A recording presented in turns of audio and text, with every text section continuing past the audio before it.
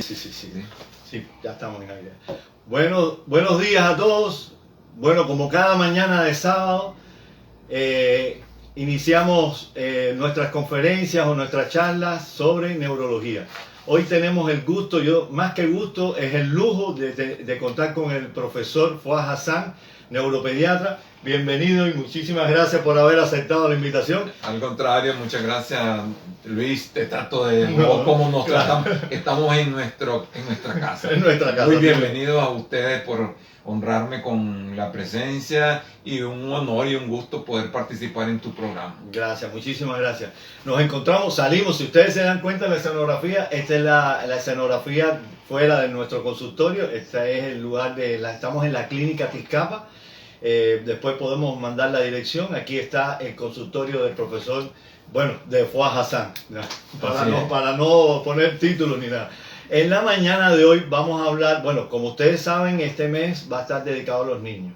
La primera conferencia de este mes, el pasado sábado, estuvimos con el neonatólogo, el doctor Argüello. Entonces, hoy le toca a Fouad Hassan hablar de neurodesarrollo y las próximas dos conferencias las vamos a estar en la clínica Palermo del del doctor Pablo Navarrete, que vamos a hablar de autismo en la próxima y la otra va a ser de epilepsia.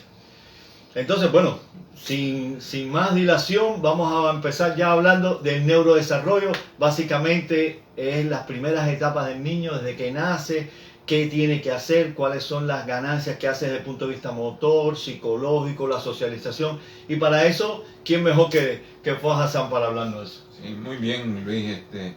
Muchas gracias por la oportunidad. Creo que fue muy importante que el neonatólogo hablara antes, porque es como una introducción. El neurodesarrollo no comienza con el momento del nacimiento. La realidad es que el neurodesarrollo es desde antes.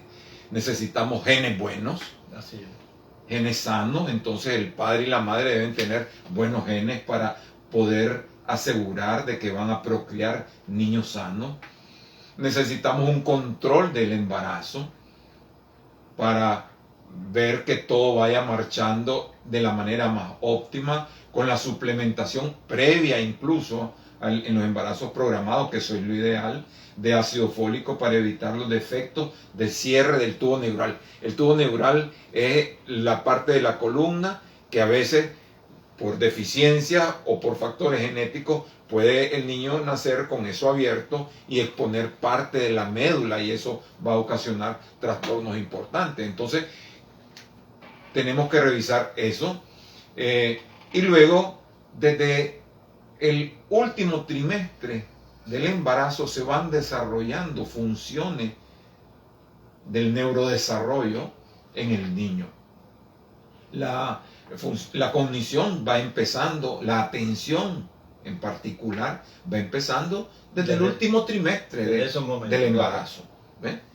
Y va a alcanzar progresivamente después de que nació, va a ir incrementándose y va a irse manifestando de diferentes maneras. Luego viene la etapa que me imagino la abordó también el neonatólogo, yo solo la voy a mencionar, de la nutrición. Pues. Sí. Si a este niño le dan una nutrición adecuada, que debería ser lactancia materna exclusiva, que es el alimento más importante para esa edad del niño menor de 1 año, que por eso se llama lactante menor, porque su alimentación principal, su fuente de nutrientes es la leche. Y eso en la leche sirve para el desarrollo visual, para el desarrollo neurológico, para el desarrollo inmunológico y gastrointestinal. Entonces es un paquete completo.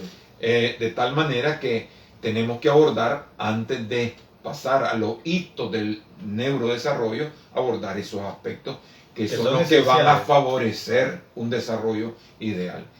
Y finalmente, y aunque lo diga al final, no es porque sea el menos importante, el estímulo ambiental. Perfecto. Adecuado.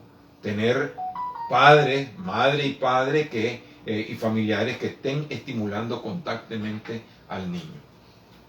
Ya dicho esto, pues paso a hablar de cuáles son, digamos, los 4 grandes campos en los que se divide el neurodesarrollo. Uno es el motor, otro es el cognitivo, el otro es el social y el otro es la comunicación. Entonces vamos a hablar un poco del desarrollo motor. El desarrollo motor significa de qué habilidades va a ir ganando el niño de acuerdo a la edad en que se encuentra. Todos sabemos que, digamos, entre el segundo y el tercer mes ya el niño es capaz de sostener su cabeza. Entre el cuarto y el quinto mes es capaz de rodar sobre su eje. Luego viene de que se va a sentar al séptimo mes, luego que el uso de sus manos para alcanzar objetos y transferirlos de una mano a la otra y llevárselos a la boca. Muchas veces los padres dicen, todo se lleva a la boca el niño. Pues es normal. Agradece lo que hace. Así es, claro. Porque ese es el aparato con el que está identificando texturas, y etcétera, formas, es con su boca. Luego que ya empieza a gatear. En los últimos años se le ha dado mucha importancia a la presencia o ausencia del gateo. Y el patrón que tiene. Ya sabemos que el patrón normal de gateo es apoyarse en los miembros superiores en 4 puntos, pues, y en las rodillas. ¿Ves? Entonces hay patrones de gateo anormales que son gatear sentado, pues de nalguita se va sentado, arrastrando el niño, se va moviendo, se va trasladando. Ese es un patrón anormal. Y la ausencia de gateo no está sugiriendo de que no hay una buena interconexión entre ambos hemisferios cerebrales. Entonces es importante y de significado para muchas patologías que se van a ver posteriormente en el neurodesarrollo. ¿Cuándo esperamos que camine los niños? Alrededor de los 12 meses de edad. Estas edades tampoco son rígidas. Claro. Hay cierta elasticidad y además de eso dependen de algunos factores como la estimulación, tal vez. Sobre todo quiero remarcar que tenemos un sesgo importante en este periodo con el neurodesarrollo. Y ese sesgo es la presencia del COVID. Y que ha implicado que la gente se aísle, se encierre, y eso conlleva a afectar de alguna u otra manera un menor estímulo, el menos desarrollo del claro. niño. Hay menos interacción. Claro. Estábamos encerrados porque ya se va saliendo, aunque viene nuevamente una amenaza de un repunte. Entonces, los niños no tenían oportunidad de estar interactuando con otros niños, ni siquiera con sus familiares cercanos. Y entonces, esto a mí no se me olvida nunca cuando estoy elaborando la historia clínica pediátrica de un paciente de primera consulta, de que remarco de que este es un periodo anormal. Totalmente. Que influye en un sesgo que afecta el neurodesarrollo. Pero volviendo a lo que hablamos, de que debe haber cierta flexibilidad, y además de eso, esto se valora en un conjunto. Es decir, si el niño todavía no caminó, pero ha hecho todas las demás cosas a su ritmo, pues no tiene mayor significado. Pero obviamente si este niño llega a los 15 meses de edad y todavía no camina, mucho ojo. Con frecuencia escuchamos que es que me decían que no todos los niños son iguales, que el niño es gordito y por eso no camina. Es vago, es holgazán. Sí, y que no lo pone en el suelo nada más. Entonces yo a eso le digo, bueno, yo veo muchas de las personas que laboran en los mercados que tienen a sus niños en una cajita allí y el niño está haciendo todas las cosas. De todo, claro. Entonces no nos quedemos con esa explicación de que por esto, por otro no camina. Entonces yo pongo siempre como edad límite los 15 meses. Los 15 meses, es como la advertencia que te va a decir, exactamente. Claro. Si ya pasó los 15 meses, no, hay que investigar porque puede estar pasando algo. Y ese algo puede ser desde una deficiencia motora focal, las parálisis cerebrales hemiparéticas, Ajá. y entonces eso no permite que el niño camine, o paraparéticas cuando se ven afectados los miembros inferiores. Entonces hay que tener mucho cuidado en esto. Luego ya lo demás, ya cuando alcanzó el niño la deambulación, pues obviamente las otras habilidades, tanto motoras gruesas como motoras finas, se vienen dando, que ya puede saltar en un pie, que puede brincar. Yo creo que es más importante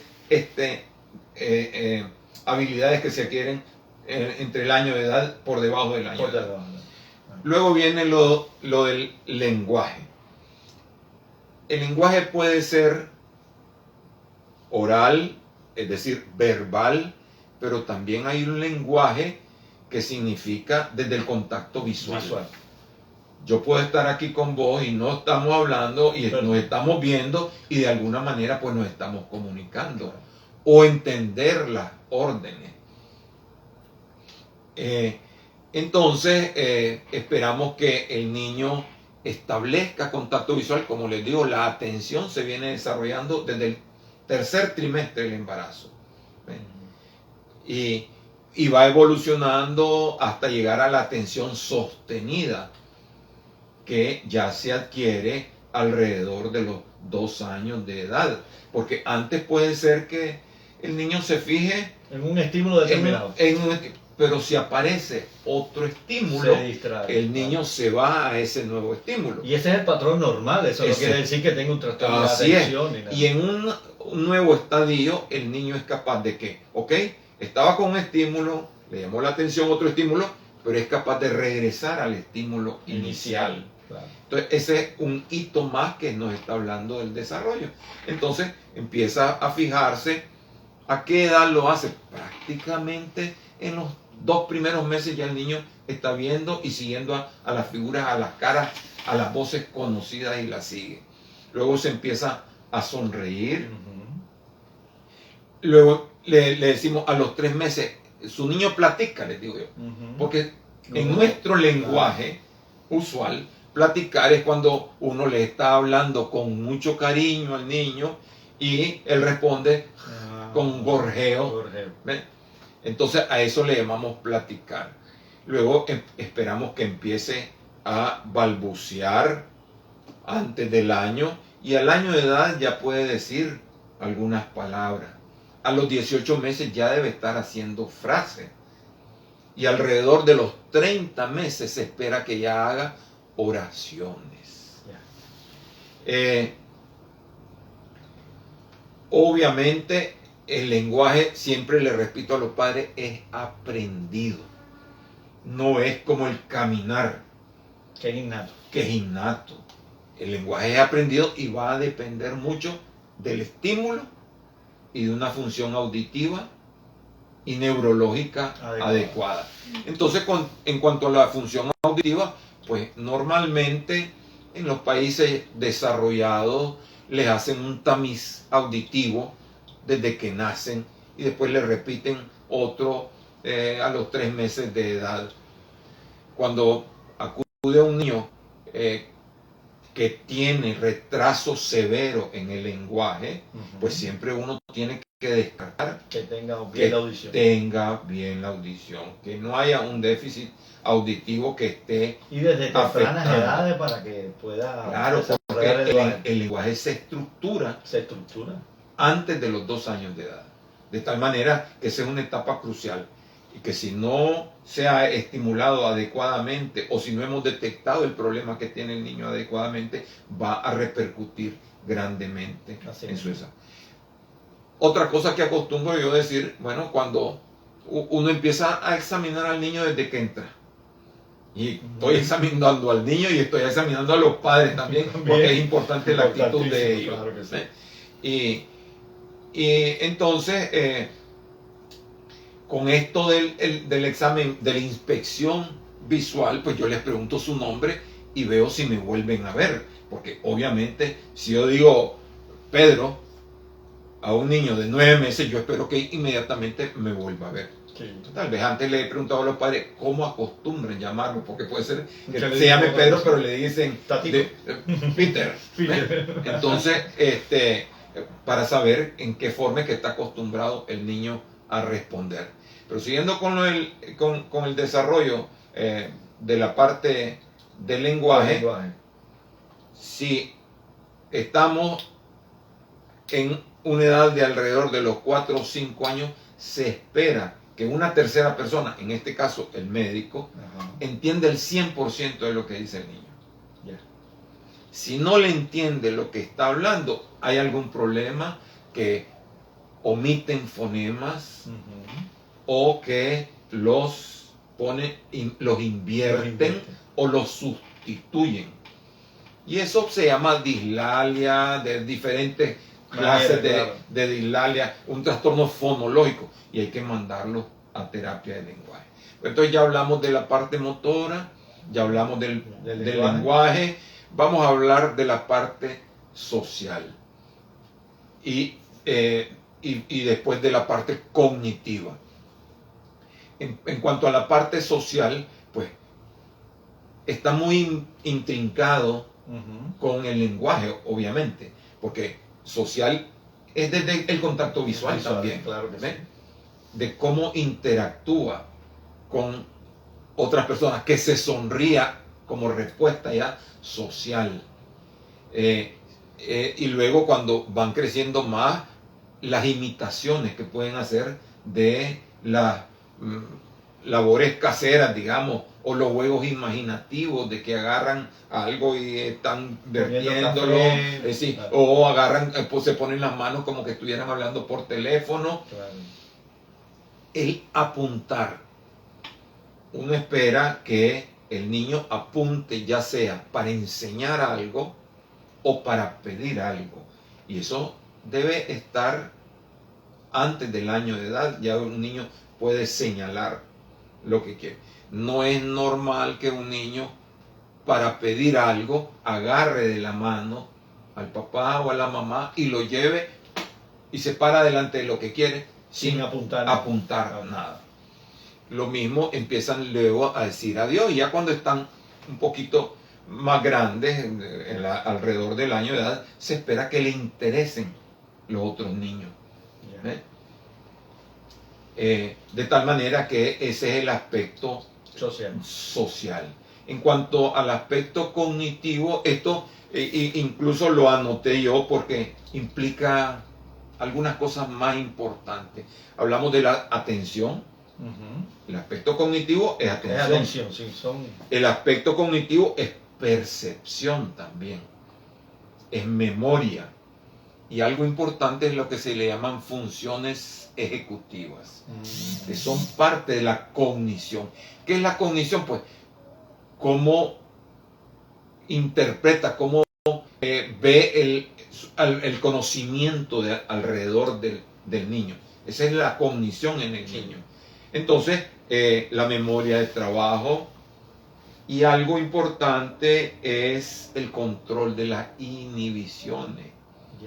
La inhibición, tal vez en un niño de meses, alrededor del año, puede ser que le dé una cachetada al papá o a la mamá, porque todavía no tiene control inhibitorio de esa reacción, pues, claro. Que no necesariamente es una reacción agresiva, sino que es una reacción motora, pues, que puede tener. Entonces, pero a medida que va creciendo, va adquiriendo un control de lo que puede o no puede pero hacer. Esas son funciones más bien anteriores que se maduran, que se van un poco más avanzadas, ¿no? Exacto. Después de los 2 o 3 años empiezan. Yo diría que antes. Y en eso también actuamos los padres, pues, diciéndole, reprimiendo lo que no se puede hacer. Lo que no se debe hacer. Y finalmente la flexibilidad cognitiva. Que no sean rígidos. Que no sean rígidos, porque esto después vamos a ver nosotros en algunas patologías que se caracterizan por cierta falta de flexibilidad en circunstancias que cambian en su entorno.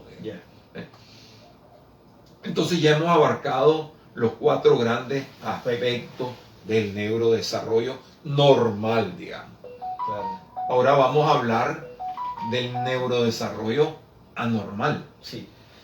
Es importante esto porque, a ver, hay unas preguntas que nos hicieron, pero lo vamos a dejar para el final. Pero hay niños que desde el principio uno nota, marca que no van a tener un buen neurodesarrollo. Pero hay otro tipo de niños que han tenido un buen neurodesarrollo hasta un punto y después pierden habilidades. Correcto. Entonces, de esos dos aspectos queríamos que abordara. Del que desde el principio empieza a tener en alguno de los 4 dominios, por decirlo de alguna manera, y en el que ya después del año, los 2 años que caminaba, deja de caminar o deja de hablar o hay un retroceso en el desarrollo. Sí, hay algunos trastornos en cuanto a esto que mencionabas de retroceso o de estancamiento a veces en el neurodesarrollo que están relacionados con condiciones específicas. ¿Ves?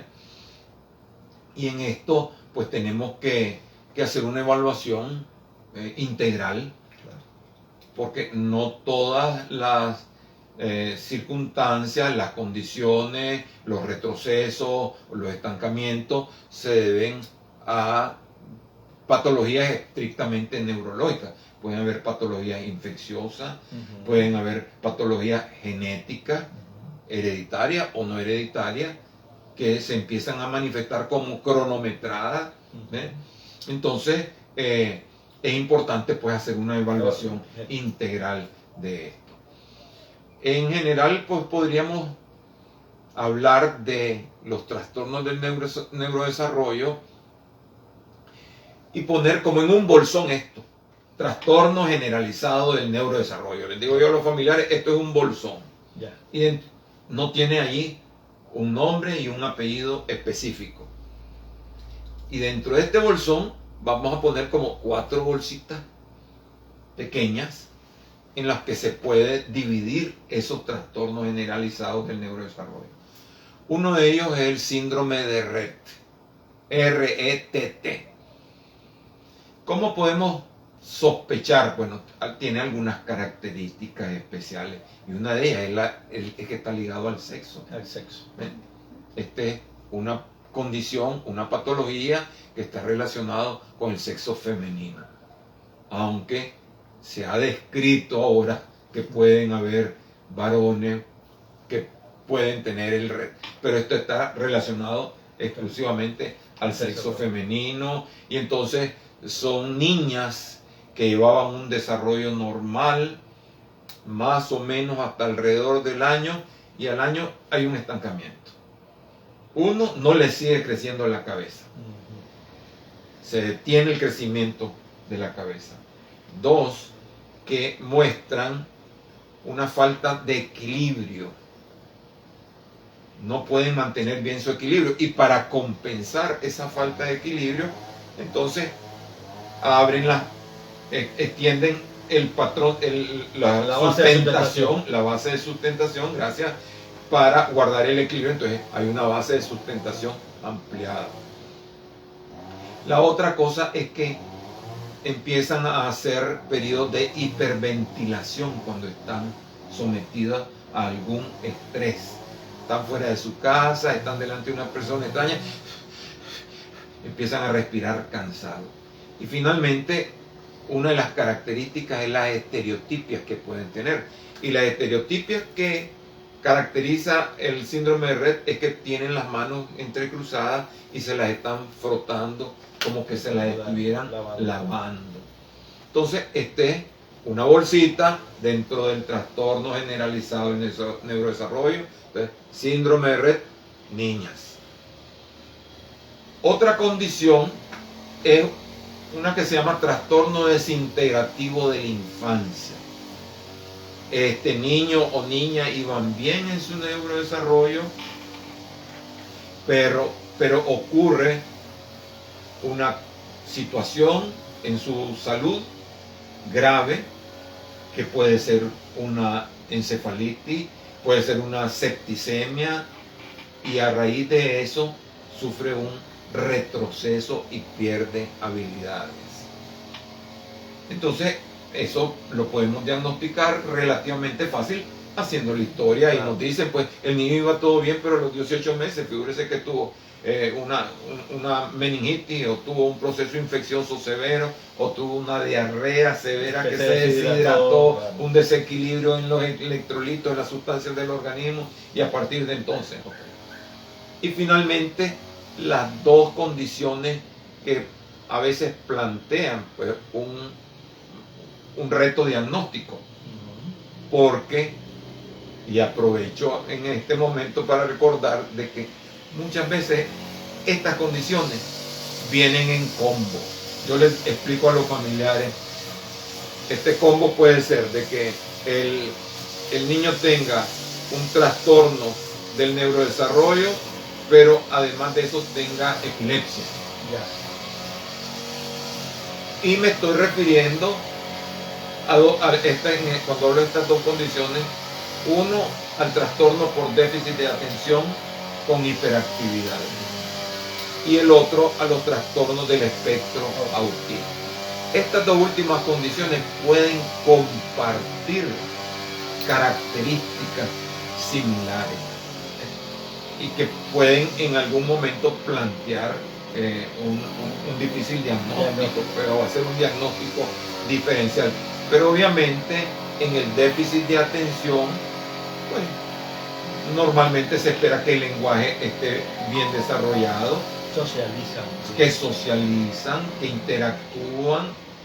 En cambio, en el espectro autista, una de las características es la falta de comunicación, la falta de interacción social, la aparición de patrones repetitivos, la falta de flexibilidad. De la cognitiva que estábamos hablando. De la parte cognitiva, exactamente. Entonces nos dicen, pues, incluso llegamos a pensar que si el niño era sordo,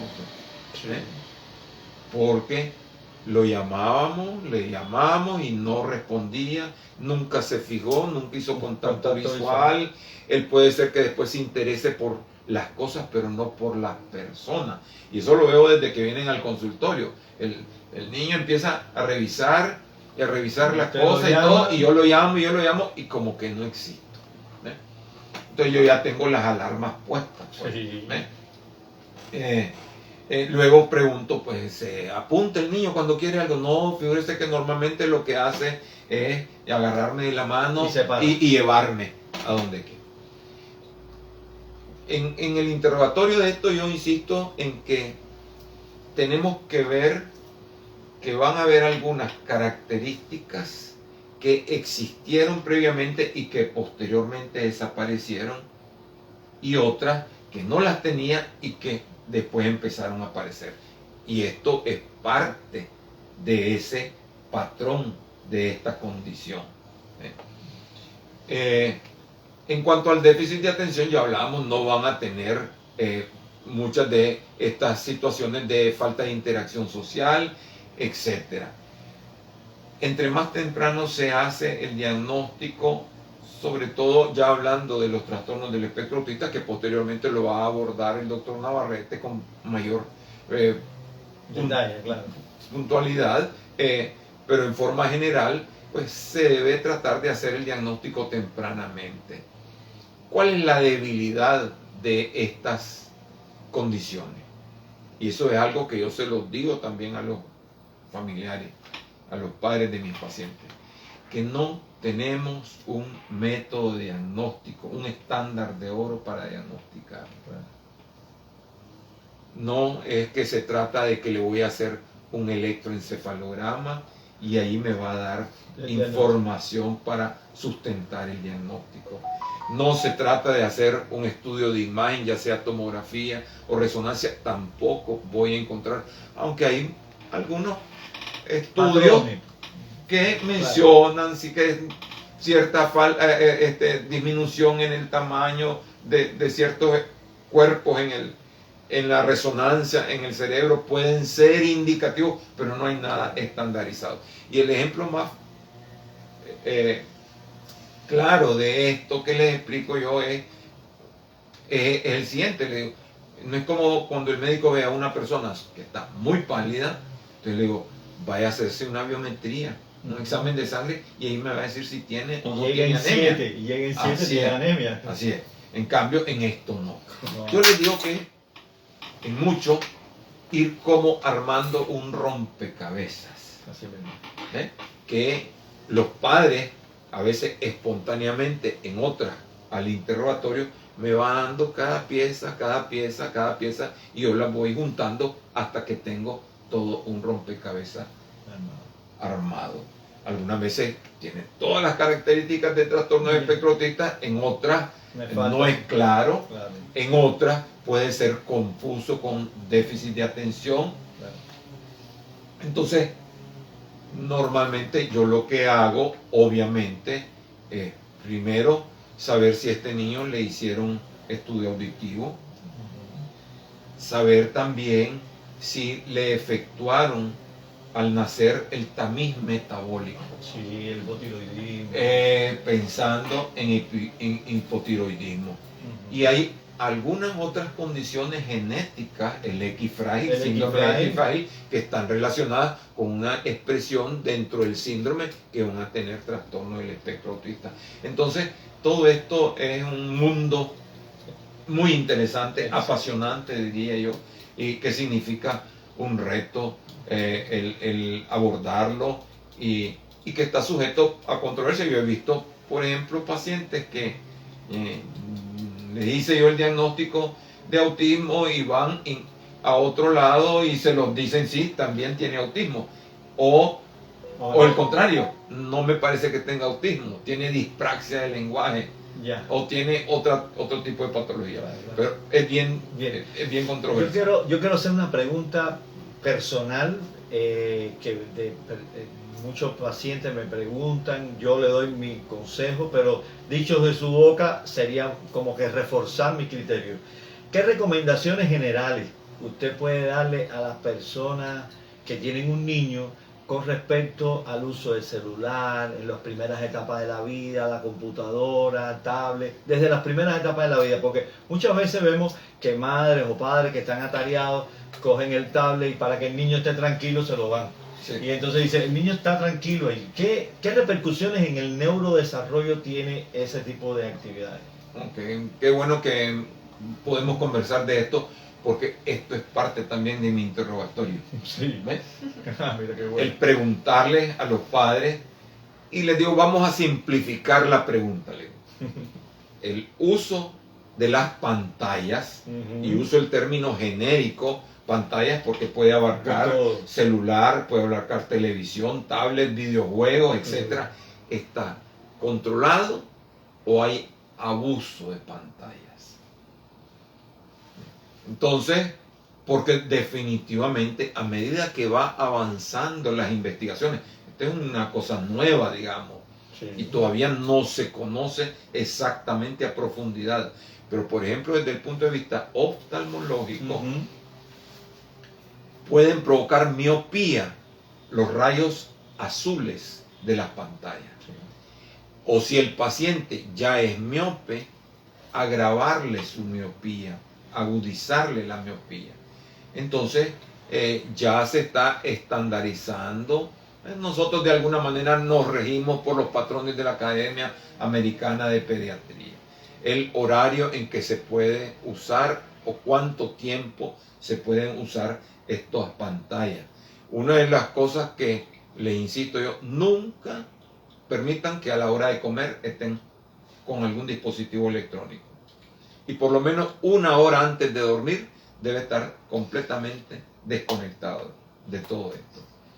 Y de acuerdo a la edad, obviamente si es un niño escolar y necesita esos medios dentro de su aspecto académico, pues, escolar, de investigación, etcétera, ni modo, pues, tiene que, pero con fines de socialización o de diversión, debe ser bien controlado. Pero en estas primeras etapas, incluso la Academia de Neurología Pediátrica dice que recomienda no usarlo antes de los 2 años. Por supuesto. Porque el retraso del lenguaje, como decía, el lenguaje es imitativo, que el niño va viendo una persona y se va aprendiéndolo. Va aprendiendo el lenguaje. Y entonces hay un retraso en el lenguaje en los niños considerablemente. Claro, es que el niño, al estar en viendo una pantalla, cualquiera que sea, se aísla. Ya. Está aislado porque está potencializando su atención sostenida sobre eso. ¿Ve? Y lo que está en el ambiente no le interesa. Entonces, estoy de acuerdo con vos, no debe usarse en esas edades. Y está sirviendo en muchos casos de nana, de niñera. ¿Ve? Para tener quieto al niño, le dicen, lo sientan en la televisión, para que esté viendo la televisión. Pero después tiene repercusiones importantes. Tiene repercusiones. Entonces, en algunos casos es indudable que yo me pongo también al otro lado, pues. Sí. Entonces les digo, bueno, si no tienen de otra, ustedes tienen que estar participando con el niño. Claro. Entonces, están viendo el Pepa. Y entonces, y mira cómo va corriendo. Y ya viste, y agarró la flor. Y está pegándole al perrito. Y está haciendo tal cosa. De tal manera. Servir como un compañero ahí de la televisión. Así es. Mira qué bien. Y no que esté aislado completamente. Ya, qué bien. Sí. Bueno, vamos. Si no nos queda más, vamos a responder algunas preguntas. Hay varias preguntas. Bueno. La primera dice, Doctor Hassan, hace más de 30 años que me atendió en el hospital del niño. Hoy tengo a un niño de 4 años con comportamientos de hiperactividad que en su momento tuve yo. ¿Estoy comprometiendo el desarrollo neurológico de mi niño? Bueno, con esto de la hiperactividad, una forma sencilla que tengo yo de abordarla, es decir, la hiperactividad por sí sola no es anormal. No es anormal. El problema es cuando falta la atención, la concentración. Vamos al ejemplo. Una persona puede ser hiperactiva, una ama de casa, porque desde que se levantó, empezó, está arreglando en los closets, está después arreglando en la cocina, pero la tarea que empieza la concluye. Sí. Y luego va con otra y así pasa todo el día. En cambio, la hiperactividad mala, anormal, es la que se acompaña de déficit de atención. Y el déficit de atención lo que hace es que no termina nunca de hacer lo que empezó. Cambia constantemente de actividad sin concluir la anterior. Entonces, eso es lo que hace la diferencia. Claro. Ahora, por debajo de los 6 años, uno puede sospechar de que exista un problema de hiperactividad con déficit de atención. Mas no se puede llegar a una conclusión definitiva o ponerle una etiqueta ya a ese niño, a esa niña, por debajo de los 6 años. Claro. Hay que tener mucho cuidado. Ese es el límite para hacer el diagnóstico. Claro. ¿Por qué esto? Sencillamente porque no se ha completado la maduración neurológica. ¿Ven? Y hay niños que después cambian su comportamiento. Lo otro que valora mucho uno es cómo es el comportamiento en diferentes ambientes.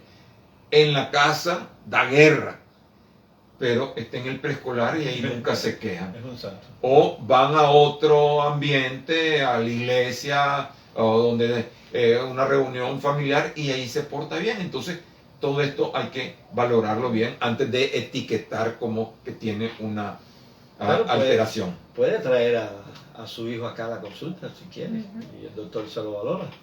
Está buena la idea. También de la misma persona, de Ricardo. ¿En qué ha avanzado la ciencia para evitar lo farmacológico? En el TDAH, ¿no? El trastorno Supongo por que déficit también de en el atención. TDAH. Bueno, Esa es la pregunta completa. sí, es importante esa pregunta porque para mí la primera opción no es que de aquí tenga que salir con una receta con estimulante de la atención. Puede ser que sea la última. Yo primero me apoyo en una buena evaluación psicológica. Yo no hago solo. Sí, yo puedo hacer sospechar el diagnóstico, pero siempre pregunto cómo está la dinámica familiar, cómo está el ambiente, si los padres están juntos, si comparten estilos de crianza y métodos correctivos. En nuestras familias muchos viven en casa de los abuelos, porque me estoy refiriendo al niño. Entonces hablo por eso de los abuelos, ya sea padres del papá o padres de la mamá, y entonces y viene la mamá, quiere poner a enseñarle al niño orden, Y viene una y, otra orden. y la abuelita es sobreprotectora, es permisiva, es tolerante, y de tal manera está desautorizando a los padres. Y entonces esto, ¿por quién va a escoger el niño? Obviamente escoge a quien lo está protegiendo. Entonces esto ocasiona problemas que tenemos que verlo. Por eso el médico debe ver todos esos aspectos. ¿Ve? ¿Cómo está la dinámica familiar? ¿Cuánto tiempo tiene de evolución estas manifestaciones? Más de 6 meses. Estas manifestaciones son en más de un ambiente. No es solo en su casa, sino que vienen las quejas de la escuela también. Y algo importante que valoro yo es la intensidad y la severidad de las manifestaciones. Cuando me dicen que son lo suficientemente intensas, severas, que van a ocasionar ya repercusiones en el propio paciente, porque le afectan su autoestima, porque le afectan escolarmente, que dejan clases, que repiten grado. Entonces yo creo que tampoco tenemos que cerrarnos y no dar ningún medicamento. Pero el manejo de esto tiene 4 pilares fundamentales. No es solo farmacológico, respondiendo ya a la pregunta. 1, los padres. Eso es básico. Lo que ya había mencionado anteriormente. Y además de eso, que los padres tienen que saber que los niños y las niñas, pues, con estas características necesitan de disciplina, necesitan de hábitos, necesitan de rutinas. Yo les digo como una academia militar, traerlos a mecate corto. Pero si no les enseñan límites, ¿cómo vamos a esperar a que se comporten? Que respondan bien. Entonces, estos son el papel de los padres. Además de que interesarse por cómo van en la escuela, estar en comunicación constante y retroalimentación con los profesores. Luego valoramos la escuela, el colegio. Yo les pregunto, ¿y cuántos alumnos hay en el grado del niño? Porque viene, es inquieto, me dicen que no copia, no lleva las tareas. No. Ok, empecemos. ¿Cuántos alumnos hay en su aula? 40. No, 40 no. Se distrae cualquiera. Y pedagógico completamente. Claro, totalmente. Es inconveniente. Entonces, ya ese es un factor, un sesgo negativo. Aunque la profesora quiera, no puede. Aunque la profesora no le puede dar la atención un tanto individual, claro, y personal que necesita ese niño. Entonces, el colegio es esencial porque ahí pasa mucha parte de su día y de su vida en la escuela. Entonces, que sean profesores que tengan conocimiento del problema y que además de eso tengan voluntad, ¿ves?, de ayudar, de apoyar. Y entre los padres y los profesores deben estar en constante comunicación y chequeo. Dejé tal tarea, porque muchos de estos pacientes posponen. Si le dicen, van a entregar tal trabajo dentro de un mes, no, falta un mes. Después falta y hacerlo y falta, y hasta la noche anterior lo voy a hacer ya cuando ni los materiales tienen tal vez. ¿Ves? Entonces, pero si hay esa comunicación fluida entre los padres y el colegio y la maestra, entonces puede ayudarse. Yo estoy diciendo, el problema está, pero estamos tratando de ayudar a los factores que pueden empeorarlo.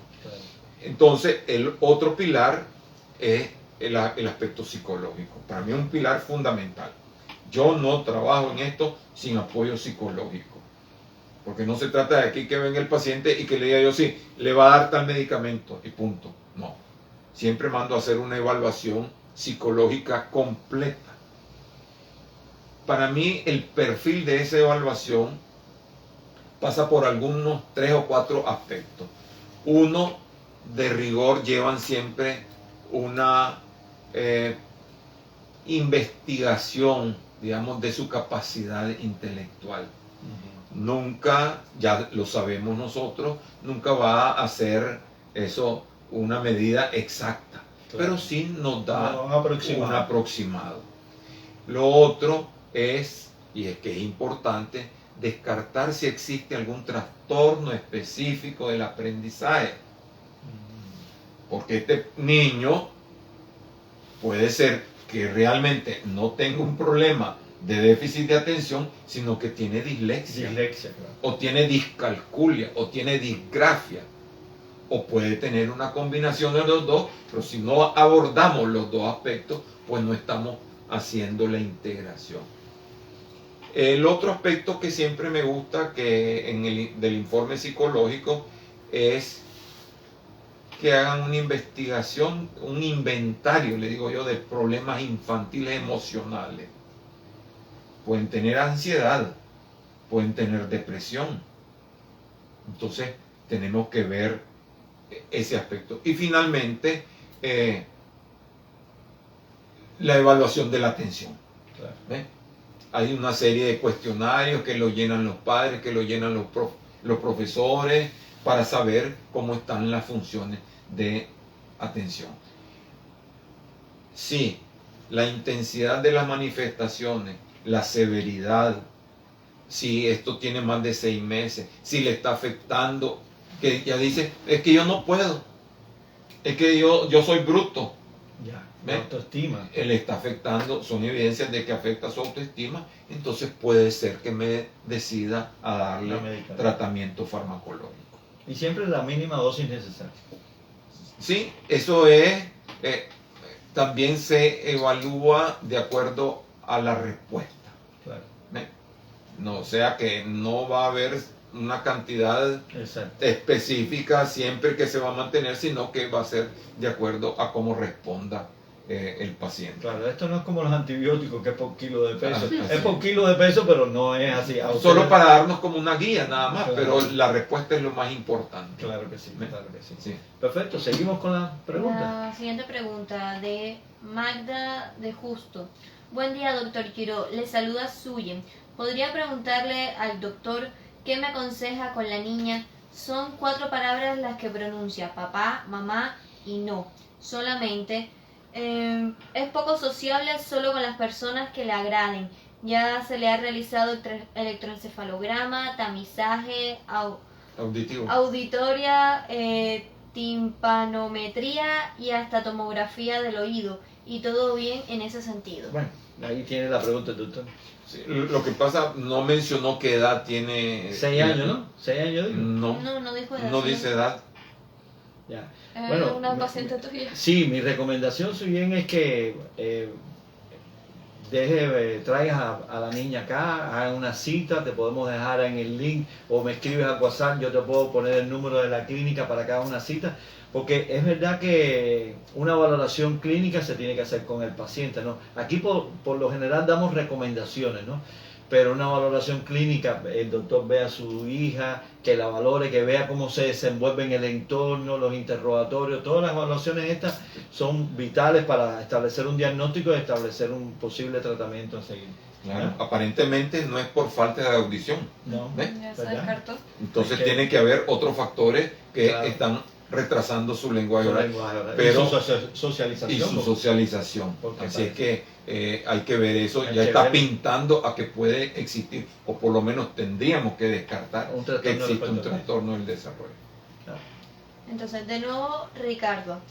Percepción y memoria son excelentes en mi hijo, pero en cuanto a la atención no se concentra y cuesta que siga instrucciones. Hace su capricho. Le digo, pinta en rojo y pinta en azul. Muy interesante porque él de alguna manera nos está pintando otro parte del combo que les digo yo. Ajá. ¿Ve? porque dice él que hay una falta de concentración, es posible que tenga déficit de atención. Claro. Y puede venir en un combo de tener un trastorno de oposicionismo desafiante. ¿Ves?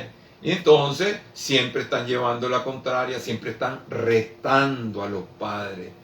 Y le dicen, no apagué, y apaga. Y lo mira. Y además de eso vuelve a ver, sí, lo mira como midiendo fuerza. ¿Qué es lo que va a pasar? Entonces es posible que existiera un cambio. Ese término es importante, síndrome oposicional desafiante, que puede ser una comorbilidad. Una comorbilidad.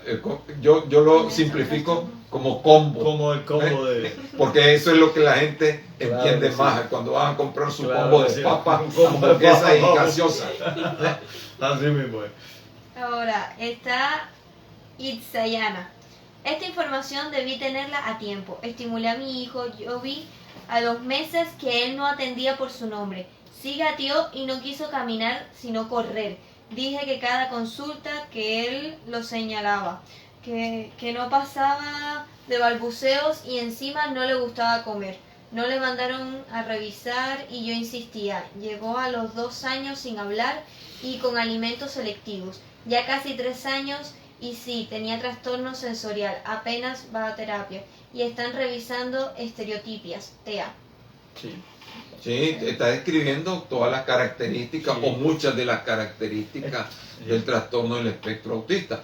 Dentro de esta, ella menciona algo que es la selectividad con los alimentos. Con los alimentos, sí. Por las texturas también. Sí, y tienen...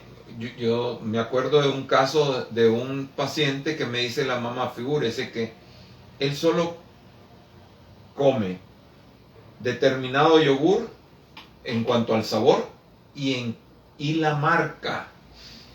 Le podían dar el mismo melocotón de otra marca y lo rechazaba. ¿Cómo hace para distinguir eso? Debe tener algo en el sabor que él podía diferenciar y rechazaba. Entonces hay algunos que le gustan solo, en general, alimentos crujientes, o puede ser que solo sea líquido. Hay que tener mucho ojo, porque a veces cuando esa transición en la alimentación de la leche, del líquido, a los picaditos, a los batidos, a los blandos, es muy rechazada, puede ser que no esté significando algo. Claro. Con esto no quiero decir que todo el que le pasa eso es por eso, sí, pero puede tener algún significado. Sí, pero son cosas que uno tiene que tener en cuenta, los padres, ¿no? Sí. Y no solo los médicos también. Justamente ahora viene una relacionada con los padres. A la escuela no llegan niños con este tipo de trastorno, pero los padres y familia ocultan la información cuando deberían ser informados desde la matrícula de los niños. Esto lo digo por las escuelas regulares. Se nos hace difícil en cuanto vamos viendo distintos comportamientos del niño. Sí, bueno, la realidad es que lo ideal para mí, y enfocándome solo en pacientes con trastorno del espectro autista, y a partir del 2013 se cambió el término. Antes se hablaba de autismo simplemente y del síndrome de Asperger para distinguir a los autistas graves, por decirle así, de los de alta funcionabilidad, que son los Asperger, en que hablan, se comunican, pero tienen mayor afectación en la interacción o en la flexibilidad, pues. Por ejemplo, y son muy literales. Si alguien dice, esta comida está de muerte, ellos oyen la palabra muerte y no se la comen porque piensan que tienen veneno. Exacto, y significa muerte, pues. ¿Ven? Entonces son muy literales, pero su capacidad intelectual puede ser brillante. La memoria puede ser fotográfica. Tal vez han visto en la televisión un anuncio, se lo aprenden y van por la carretera y hay una valla que tiene los mismos elementos del anuncio y lo repiten como lo aprendieron en la televisión y pareciera que supieran leer, pues. Sí. Tienen tendencia al bilingüismo. Fíjate que es una cosa bien interesante que en la experiencia, y yo creo que en la evidencia también se ha mencionado de que fácilmente hay algunos que solo les gusta hablar en inglés y reconocen otro idioma con una facilidad y aprenden otro idioma con una facilidad enorme. Pero volviendo a lo que mencionaba de la escuela, pues lo ideal para mí es que siempre estén en escuelas regulares. No opto porque vayan a escuelas de educación especial, tal a como está el concepto en nuestro país hasta el momento. Yo sé que el Ministerio de Educación ha hecho esfuerzos por la inclusión y que se hagan adecuaciones en los colegios, pero nuestra realidad pues nos impone otras cosas. Claro. Y ya hablábamos, una maestra con 30, 40, 50 alumnos, pues para ella lo más fácil es que el que tiene algún tipo de problema y que necesita atención un poco individual, entonces que vaya a una escuela de educación especial, y no debe ser así la cosa. Entonces la siguiente: ¿cómo puedo trabajar el área en que mi hijo concluya sus actividades y preste más atención? Bueno, De parte de Chris Sanz. Sí, tampoco nos menciona la edad del niño, pero hay una serie de programas que se sirven para estimular la atención. ¿Ve? Los psicólogos manejan el Neuronet, por ejemplo. El Neuronet es una forma de estimular las funciones de atención. Entonces hay formas no farmacológicas que pueden mejorar la atención. Claro. Entonces, de parte de Itzayana, por favor, pregunta al doctor sobre qué es el trastorno sensorial. Las madres creemos que son malcriados y hasta les forzamos a ciertas cosas por no saber esto. ¿Qué es el trastorno sensorial? Me imagino que está hablando de trastornos neurosensoriales en que pueden tener un ejemplo característico, es la sensibilidad o hipersensibilidad que tienen desde el punto de vista acústico. Y por eso cuando hay ruidos, que tal vez son los ruidos cotidianos, porque si pasa una moto sin escape y me agarra de repente, yo me asusto igual. Por supuesto. Pero los ruidos cotidianos como una licuadora, como en las casas una aspiradora, etcétera, y tienen una hipersensibilidad que les molesta y se tienen que tapar los oídos. Sí. Otra cosa es en lo táctil, a las texturas que van desde lo que tocan. Hay niños que no pueden, les tienen que cortar las etiquetas a las camisas, a las camisetas. Son sin etiquetas porque no soportan eso en el cuello. Que uno no se percata que existe. Sí, o a las texturas de los alimentos, en la boca. ¿Ves? Entonces esos son parte de toda esta constelación sensorial de la que me imagino yo que está preguntando. Bueno, entonces la siguiente, esta me gustó bastante. ¿Cómo disciplinar y diferenciar las crisis de un niño con autismo? ¿Será que se refiere a las rabietas? Me imagino, ¿no? La diferencia entre una crisis de rabieta, no crisis compulsiva, epiléptica, rabieta, ¿no? Rabieta. Debe ser de rabieta o berrinche, pues, o parrandas, decimos nosotros también. Generalmente, pues, estas se desencadenan por falta de tolerancia a las frustraciones. Claro. Cuando le niegan lo que quiere, cuando no le dan lo que quiere, entonces se desencadena esto. Una forma de manejarle eso, pues, es siendo indiferente, pero también pueden ser tan intensas y tan severas y como que van increciendo que en medio de esa rabieta el niño empieza a tirar todo lo que está a su vista, a su alcance, rompe cosas, puede romper vidrio, puede autolesionarse, porque empiezan a golpearse la cabeza, ya sea con sus manos, o se golpean contra la pared o contra el piso, o vienen aquí y ese callo que tiene aquí es cuando se muerde, está con cólera. ¿Ve? O viene la mamá y me dice, mire, ya no aguanto, véame los brazos cómo están, pura cicatriz porque me araña, me muerde, me golpea, me patea. Entonces, esas son rabietas, esos son berrinches que son desencadenados por falta de tolerancia a la frustración. Y eso incluso, además del manejo que debe tener por parte de psicólogos que tengan cierta especialidad en esta condición, puede en caso ameritar tratamiento con fármaco. Ya, claro, porque son peligrosos. No lo vamos a exponer a que siga haciéndose daño o que haga daño. Siempre uno como médico pone en una balanza el beneficio contra riesgo. Contra riesgo. Eso Sí. es la realidad. Sí. La siguiente, ¿cómo podría eliminar la toma de leche por la noche? Tiene 4 años y pide en la noche beber la pacha. Pero de madrugada será, ¿no? Sí, por la noche. Dice que en la noche lo pide. Yo me imagino que cuando dice por la noche Sí. es en la madrugada. Bueno, una pregunta bien difícil de contestar porque uno puede hacer recomendaciones y no es lo mismo verla de largo que tenerla de cerca. Entonces,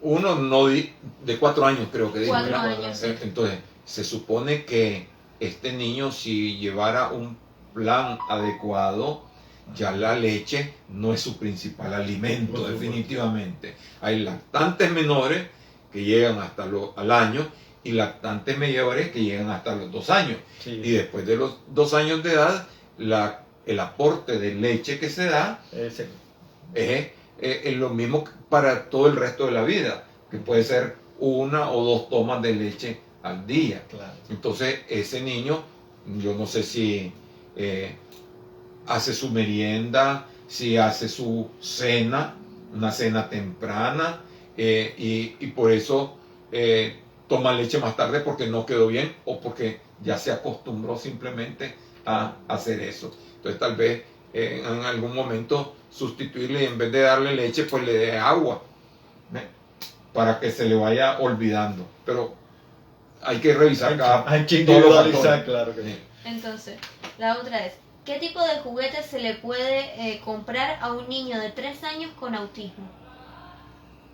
¿Qué tipo de juguete? Yo diría que los juguetes que se le dan a todos los niños a su edad. Ahora, hay programas de diferentes tipos que pueden ser importantes y son instructivos.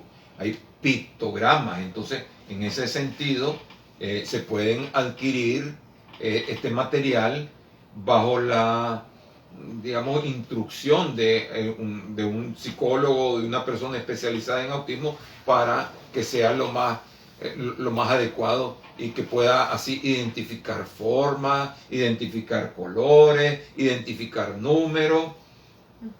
Entonces, la última es, ¿dónde están ubicadas las consultas del doctor Fouad Hassan y del doctor Giro? Bueno, yo tengo mi consultorio en Clínica Tizcapa. La Clínica Tizcapa queda en Altamira, no tiene nada que ver con la laguna de Tizcapa. Sí, Sí, es importante. sí, queda en Altamira de la Vicky, 2 cuadras hacia abajo y 1 cuadra al sur. Ahí estamos a sus órdenes. Perfecto. Y mi consultorio privado está en el Hospital Salud Integral, en la consulta externa privada. Ahí, consultorio número 15, ahí estamos. Bueno, ha sido un enorme placer. Me encantó todo, déjeme decirle, lo acribillaron a preguntas, después le voy a pasar el link del video y se lo voy a pasar a Pablito para que vea más o menos la dinámica. Claro. Encantado de tenerlo aquí, Muchas muchísimas gracias, gracias, ha al sido contrario, de bienvenido. lujo. Y mire, tenemos tú una ayudante, psicóloga. Bueno, que tenga buen fin de semana a todos.